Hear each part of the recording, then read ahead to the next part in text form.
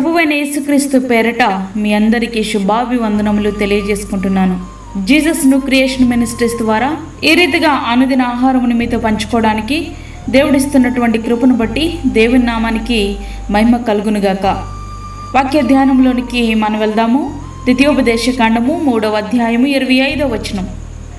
నేను అద్దరికి వెళ్ళి యోర్దాను అవతలనున్న ఈ మంచి దేశమును మంచి మన్యమును ఆ లెబానోనును చూచినట్లు దయచేయమని నేను యెహోవాను బ్రతిమాలుకొనగా. మోషే గారు చేస్తున్నటువంటి ప్రార్థన ఇది. మోషే గారు ఇశ్రాయేలు ప్రజలను ఐగుప్తు దాస్యం నుండి విడిపించి నడిపించినటువంటి గొప్ప నాయకుడు. దేవుని దగ్గర నుండి ధర్మశాస్త్రమును తీసుకుని వచ్చినటువంటి వాడు. దేవునిచే భూమి మీద ఉన్న వారందరిలో మిక్కిలి సాత్వికుడని మంచి సాక్ష్యాన్ని పొందినటువంటి వాడు. ఇశ్రాయేలు ప్రజలు ఐగుప్తు నుండి వాగ్దాన భూమిని చేరే దానిలో భాగంగా సీను అరణ్యమునకు చేరుకున్నారు. అక్కడ వారికి త్రాగడానికి నీళ్లు లేవు. ప్రజలు మోషే మీద సణుగుతూ ఆయనను రాళ్ళు రువ్వి చంపాలనే కోపంతో ఉన్నారు.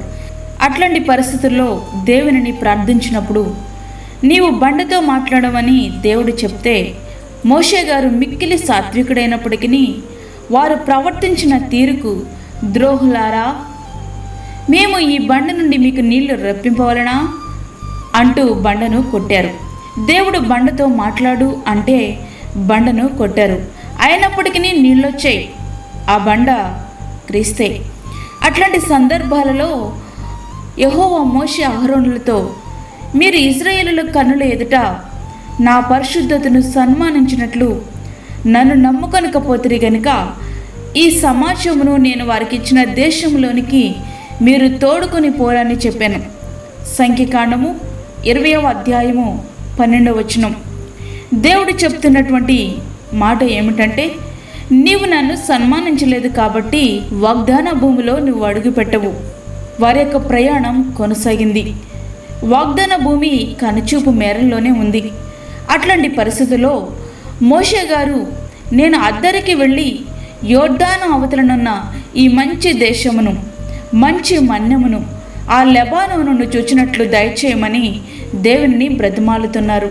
అయినప్పటికీ దేవుడు ఆ ప్రార్థనను వినలేదు. వాగ్దాన భూమిలో అడుగుపెట్టుటకు ఆయన ఒప్పుకోలేదు. కానానును చూచే అవకాశం మాత్రమే ఆయన కల్పించారు.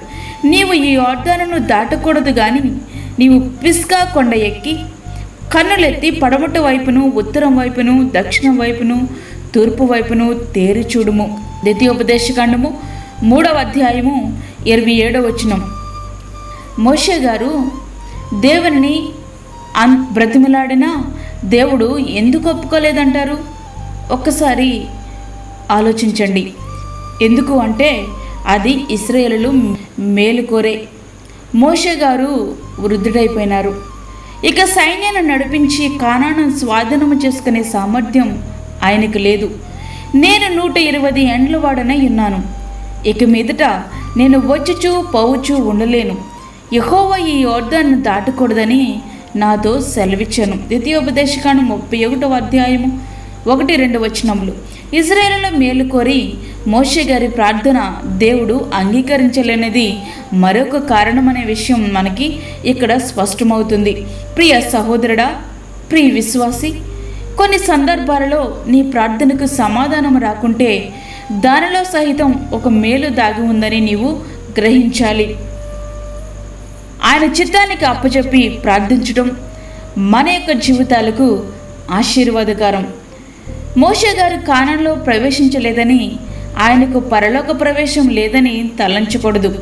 శరీరముతో ఆయన కానానులో ప్రవేశింపలేకపోయినా యేసు ప్రభు రూపాంతరము పొందినప్పుడు మోషే, ఏలియా గారు మహిమ కానానులో అడుగుపెట్టారు. ప్రియ సహోదరుడా, ప్రియ విశ్వాసి, వాక్యం వింటున్నటువంటి ప్రియమైన దేవుని బిడ్డ, నీ యొక్క ప్రార్థనకు సమాధానము రావట్లేదని బాధపడుచున్నావా? తప్పనిసరిగా నీ ప్రార్థనకు సమాధానం వస్తుంది.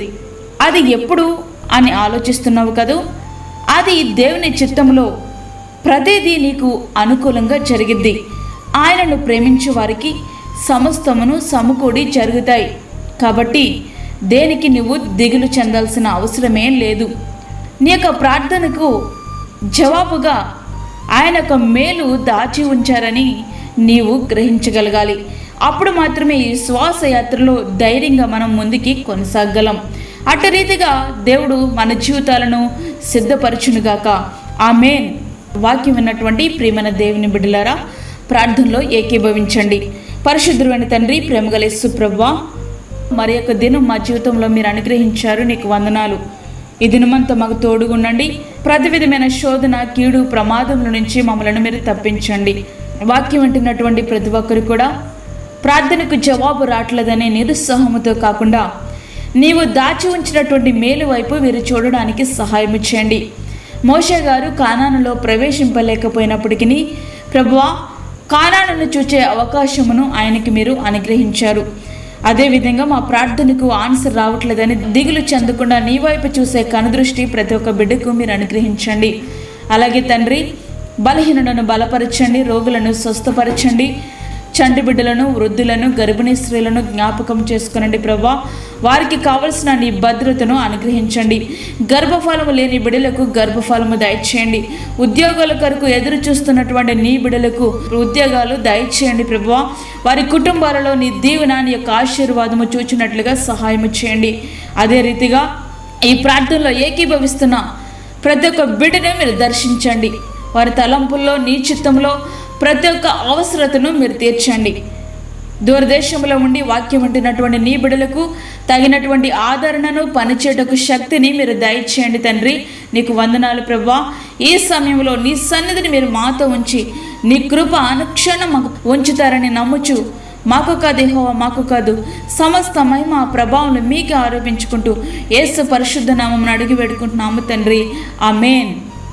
ఈ యొక్క వర్తమానంలో మీ బంధువులకు, మీ స్నేహితులకు షేర్ చేయండి. దేవుని పనిలో మీరు కూడా పాలిభాగస్తులు కండి. అదేవిధంగా మీ ప్రార్థన అవసరతలు మాకు తెలియచేయండి. మా ఫోన్ నెంబర్ 9177377559. దేవుడు మిమ్మును, మీ కుటుంబమును దీవించునుగాక. ఆమేన్. దేవుని సేవలో మీ సహోదరి అన్నామణి సాల్మన్. మా ఛానల్ని సబ్స్క్రైబ్ చేయండి, షేర్ చేయండి, లైక్ చేయండి. దేవుడు మిమ్మల్ని దీవించునుగాక. ఆమేన్.